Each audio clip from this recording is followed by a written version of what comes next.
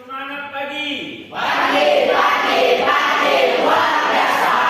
Semangat pagi Bogdan. Pagi luar biasa. Nah, sekarang kita mau belajar berpikir komputasional. Berpikir komputasional atau minimal membuat untuk diri sendiri lah. Aku cuma membantu membuat untuk diri sendiri lah ya. Yakin saya pasti nggak mungkin enggak, karena telur ini kan sebagai orang. Langkah apa saja yang dilakukan untuk membuat telur dadar sampai tahap siap dikonsumsi? Coba pikirkan masing-masing dulu lah sebelum saya suruh.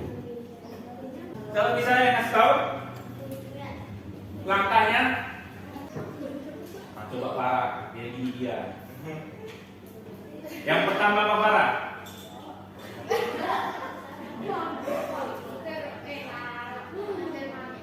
Ambil mangkok, ceplokkan telur, ceplok telur di mangkoknya, terus ambil roiko, bumbu-bumbu lah ya, dikacau, diaduk, ya.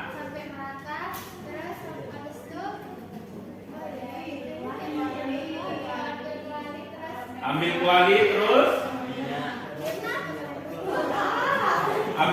terus, tuangkan minyak. Ya, bikin hidupkan kompornya. Tunggu sampai panas. Tuangkan, adukkan telurnya. Terus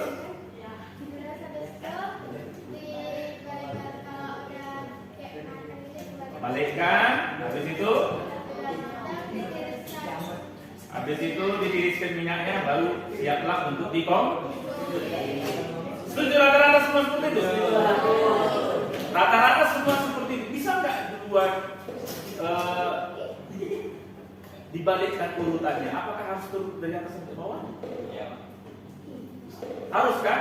Yang penting telurnya harus dipecahkan dulu. Nggak mungkin kan diaduk sama garam tanpa telurnya tidak dipecahkan. Ya kan? Nah, saya sudah merangkum.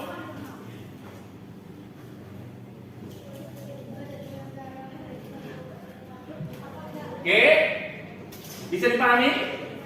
Ya, rasanya pas itu ya. Yang kedua,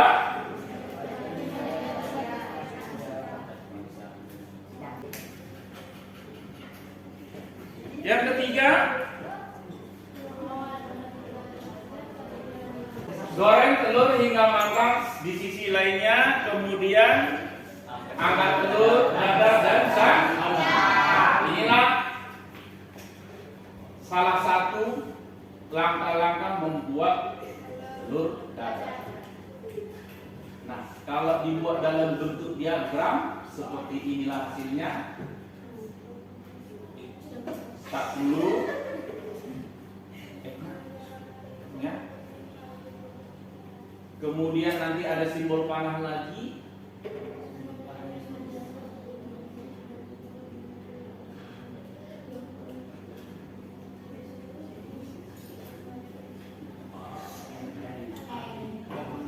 Diawali dengan start end. Beda nggak ini kotaknya dengan ini? Beda. Apa bedanya? Ini agak melengkung, ini lancip siku ya, ada bedanya. Dan kemudian antara langkah satu dengan langkah berikutnya ada simbol panah. Jadi ini diagram akhirnya. Nah, apa sih tujuan kita belajar hari ini? Kalian bisa mengidentifikasi simbol kotak. Nah, tadi diagram tadi itu adalah salah satu cara kotak. Bila nanti bisa mengidentifikasi simbol kotak apa saja. Besok tadi mampu menerapkan algoritma dalam kehidupan dalam pola pikiran yang sistematis dan logis. Tadi itu berurutan sistematis enggak? Nah, kalau udah berurutan dari satu sampai terakhir itu namanya sistematis. Nggak bisa dirubah-rubah lagi. Yang langkah kelima menjadi langkah ke-1 nggak bisa. Masa dipanasi dulu atau dimasak dulu baru dipotong dulu? Enggak kan? Berikutnya peserta didik mampu menyusun diagram flowchart. Kalian harus satu mampu membuat diagram flowchart. Dan terakhir peserta didik meningkatkan kemampuan IT dalam membuat flowchart. Nanti kita praktekkan dalam Word membuatnya. Ada kaitannya dengan Word juga. Oke, berpikir komputasional adalah metode menyelesaikan persoalan dengan menerapkan teknik ilmu. Menerapkan teknik menyelesaikan persoalan. Di dunia ini banyak persoalan. Kalau orang di minimarket, kalau tidak ada komputer zaman dahulu, menghitungnya pakai apa? Kalkulator.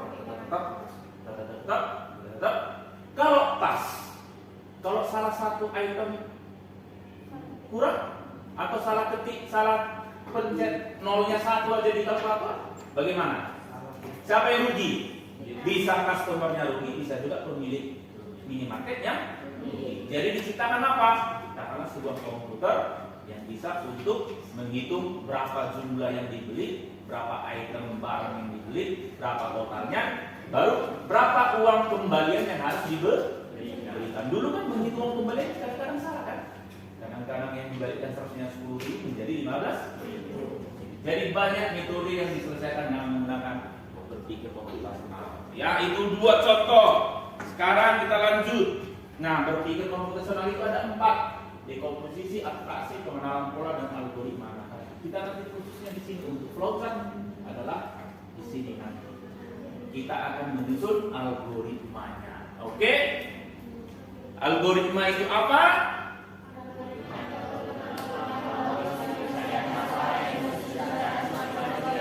Langkah-langkah logis penyelesaian masalah yang disusun secara sistematis. Tadi penyelesaian masalahnya adalah membuat telur dan langkah-langkahnya sudah bisa dibuat? Sudah. Secara tidak sadar kalian sudah bisa menyusun langkah-langkah menyelesaikan suatu masalah. Saya yakin kalian sudah pasti bisa. Nah, ini adalah contoh algoritma tadi. Kocok telur, panaskan minyak, tuangkan adonan, goreng telur di sisi lainnya, angkat telur dadar dan sajikan. Seperti itulah dia. Nah, bagaimana diagramnya? Inilah dia flowchartnya, penggambaran secara grafik. Nah, seperti inilah flowchartnya tadi. Sudah ada dua simbol di sini, satu simbol seperti ini, satu simbol seperti ini. Ada artinya ini, ada artinya. Oke, sekarang mari kita lihat simbol-simbol yang ada di dalam flowchart. Seperti inilah dia. Ini tadi yang belum tadi kan? Artinya awal dan akhir. Makanya saya buat tadi start dan apa yang pokok end. Awal dan akhir. Kalau proses pakai yang siku. Kocok telur itu kan proses. Jadi panaskan minyak itu juga proses. Masak telurnya, balikkan lagi, masak lagi, itu namanya proses. Pakailah simbol. Kalau ini dokumen, ini untuk komputer nanti nih. Nah, yang ini paling penting, decision, keputusan.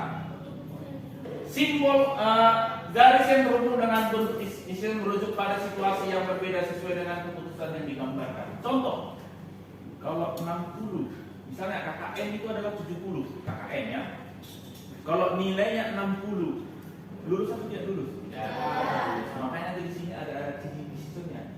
Jika lulus, jika nilainya di atas 60 maka dia lulus. Jika nilainya di bawah 60 maka dia di bawah. Jadi namanya tidak alias mengulang lagi. Jadi ada di sini biasanya dua, ya atau tidak, ya atau tidak. Kalau ya apa yang terjadi, kalau tidak apa yang terjadi. Itu satu tadi. Oke. Yang jajaran genjang lingkaran ini bentuknya apa? Jajaran genjang fungsinya untuk input, memasukkan data dan mengeluarkan data. Yang lingkaran ini penghubung, misalnya kalau nggak muat di satu halaman bisa dihubungkan ke halaman berikutnya pakai simbol ini dia. Tapi nanti nggak semua kita pakai kan. Kalau ini penghubung alur dalam halaman yang berbeda. Oke, nah ini ada panahnya. Itulah yang tadi saya pakai, ada panah ke bawah tadi kan. Boleh panah ke kanan, boleh panah ke bawah, boleh panah. Nanti boleh panahnya melengkung seperti ini. Boleh nanti bengkok seperti ini. Atau boleh ke bawah dulu baru ke atas lagi boleh. Simbol panah itu menandakan kalau dia alurnya kemana garisnya. Oke? Nah sekarang kita mau bikin kelompok. Masing-masing ada tugasnya. Penentuan kelompoknya silakan ambil kertas satu masing-masing di sini. Silakan. Ambil satu, pegang. Ya, ambil satu, pegang.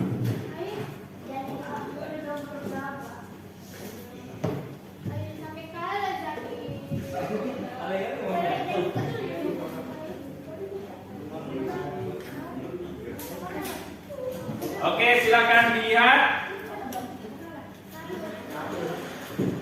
Oke, coba siapa yang mendapat angka 1? Duduknya di sini. Siapa yang mendapat angka 2? Duduknya di sini. Siapa yang mendapat angka 3? Duduknya di sini. Angka 4? Duduknya di sini.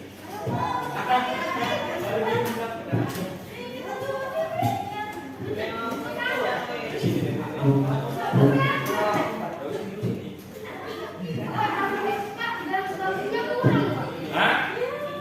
Bangkunya boleh dipindahkan.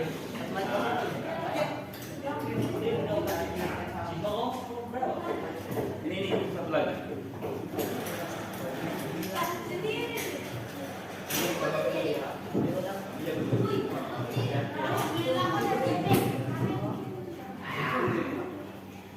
Oke, saya bagikan dulu lembar kerjanya. Ada lembar kerja.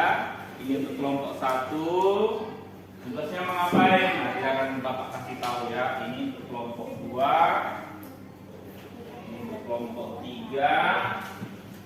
Dan ini untuk kelompok 4. Oke, cuma satu lembar saja jangan hilang ya. Nah, tugas kalian adalah membuat flowchart. Tugas kalian adalah membuat flowchart. Saya sudah kasih flowchartnya. Tugas kalian hanya untuk membuatnya di dalam lembar kerja tersebut. Dilem lah, orang dilem. Ini sama Sarah lagi. Mana sih? Selesai itu mana? Potongkan selesainya dulu. Selesainya mana? Dulu pakai itu. Mananya? Dipegang aja. Iya. Oh iya. Oh siapa?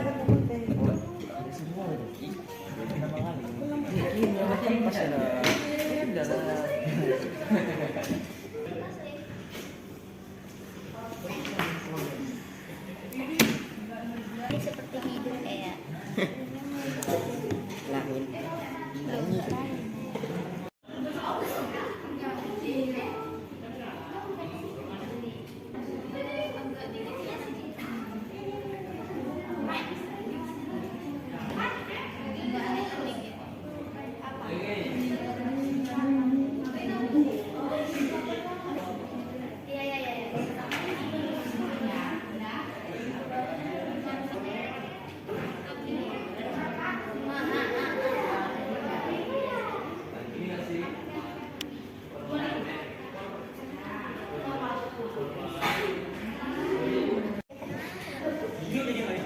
Ini kok bisa?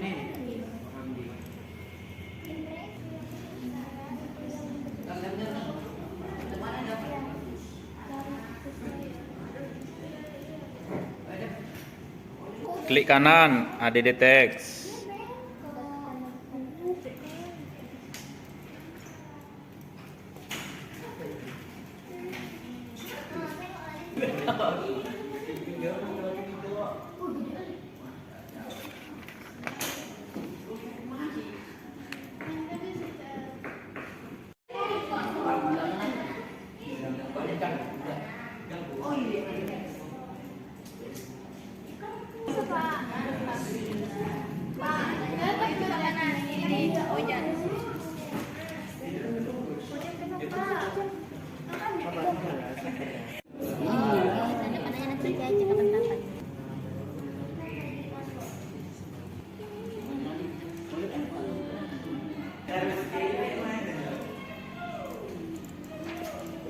Oke, mantap, mantap. Besok lagi boleh.